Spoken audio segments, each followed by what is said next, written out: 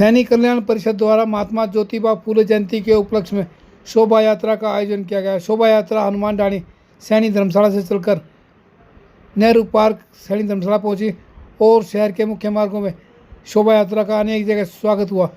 शोभा यात्रा को द्वारगिरी मठ के मठाधीश डॉक्टर अशोक गिरी ने झंडी दिखाकर रवाना किया।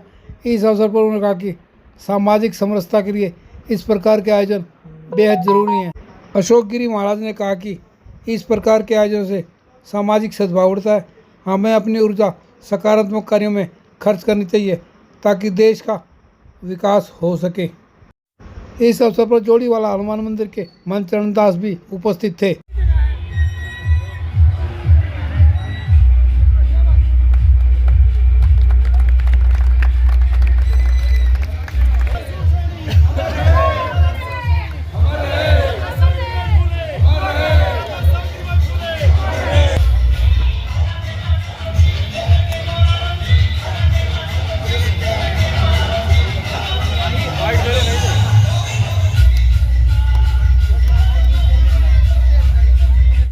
प्रधान आज हमारे समाज के विभूत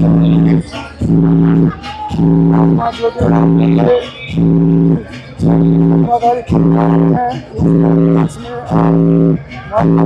फूले शोभा ये शोभा यात्रा हनुमान ढाणी धर्मशाला से होती हुई और सारे भिवानी के मुख्य मार्गों से होती हुई ये घंटा करके धर्मशाला पर समापन होगी।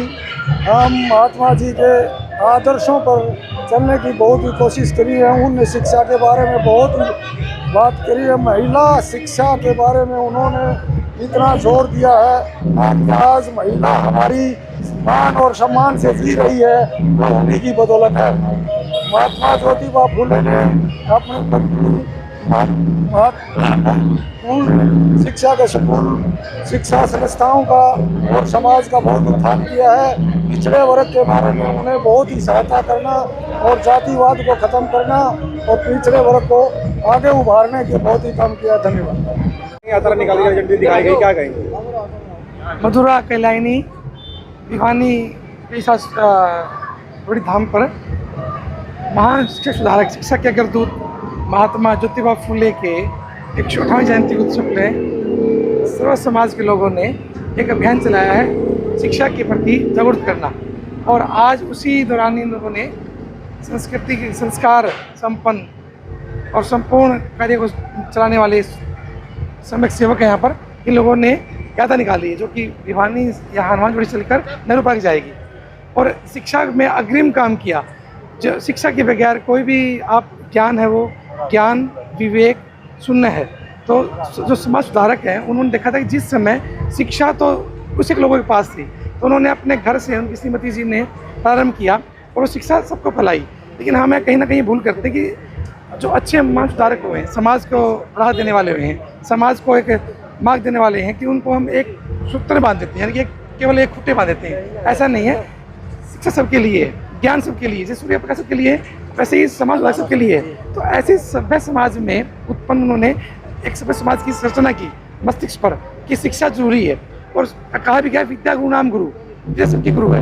विद्या के बगैर हम किसी भी तरह का अपना मार्ग प्रदर्शन कर पाएंगे, जिंदगी में जीवन नहीं कर पाएंगे। जिसमें अंधकार में था, अंधकार कब होता है? जब आप अज्ञानी है। तो उस अज्ञान को हटाने के लिए महात्मा ज्योतिबा फूले ने एक जोत जलाई थी, मशाल जलाई थी कि हम इस समाज में रह रहे हैं, हम मूर्ख हैं, हमें ज्ञान का अधिकार है। तो सबको एक ज्ञान का प्रकाश दी। और महिलाएं जिस समय वंचित थी शिक्षा से तो उन्होंने अपने घर से प्रारंभ किया था शिक्षा को लेकर, ज्ञान को लेकर, स्कूल को लेकर। जब कहीं बहन बेटी को बाहर निकालना दुर्लभ था तब उन्होंने शिक्षा की जो चलाई थी। आज उन्हीं के उत्सव में उनकी जयंती के उपलक्ष्य में यात्रा निकाली गई है। और मेरा सभी से अनुरोध है कि जो महान समाज सुधारक है वो किसी एक वंश के, किसी एक परंपरा के, एक समाज के नहीं है। वो सर्व कहते हैं, सर्वहिताय सर्व कल्याण के लिए आते हैं। तो ऐसे मजदार को नमन। धन्यवाद। बहुत ही समाज में एक उत्साह का कार्यक्रम है, आज उत्साह का माहौल है। महात्मा ज्योतिबा फूले जयंती जो 11 की रहेगी उससे पहले हम सप्ताह भर से कार्यक्रम चला रहे हैं। आज शोभा यात्रा है क्योंकि समाज में कहीं न कहीं उन्होंने अच्छा काम किया। उस समय जब विपरीत परिस्थितियाँ थी तो सावित्रीबाई फूले और उन्होंने बहुत बड़ा अच्छा काम किया है। महिलाओं की शिक्षा के लिए और समाज में कहीं न कहीं पथ प्रदर्शक वो रहे हैं।